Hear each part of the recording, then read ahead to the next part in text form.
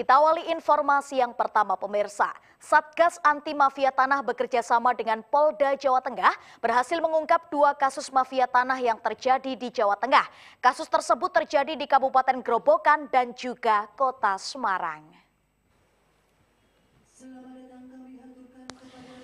Menteri Agraria dan Tata Ruang Kepala Badan Pertanahan Nasional atau Menteri ATR, BPN Agus Harimurti Yudhoyono (AHY) bersama Kepolisian Daerah Jawa Tengah merilis ungkap kasus mafia tanah di Provinsi Jawa Tengah.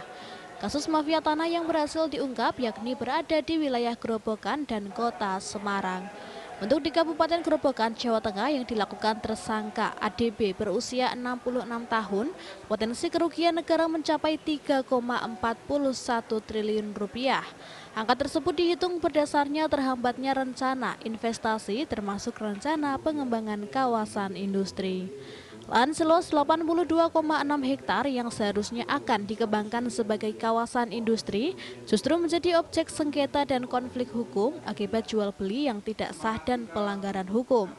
Untuk modus yang dilakukan tersangka yakni memalsukan akta otentik tentang pengalihan kepemilikan hak tanpa persetujuan pemilik sahnya PT Alip sehingga mengakibatkan hilangnya hak pemilik yang sah dengan bantuan oknum notaris.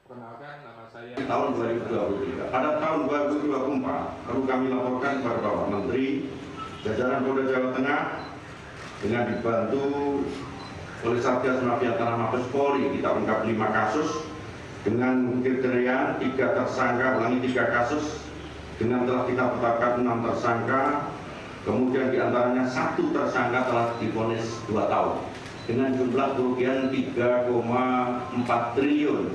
Yang pertama, tempat kejadian perkara di Kabupaten Grobogan, Pak Ibu Bupati dan jajaran telah hadir, dilakukan oleh tersangka inisial DB, 66 tahun, warga Kelurahan Sidorejo Kidul, Kecamatan Tingkir, Kota Salatiga.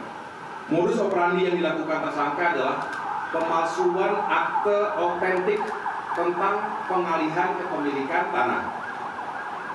Di tahun 2024, Menteri ATR BPN AHY menyebut 87 kasus mafia tanah yang menjadi target. 47 kasus sudah memasuki penetapan tersangka. Untuk kasus yang masuk pada tahap P21 ada 21 kasus mafia tanah yang menjadi target operasi dengan jumlah tersangka sebanyak 36 orang.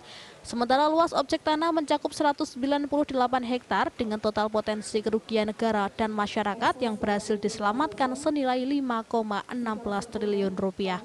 Hedi Nugroho, Semarang TV.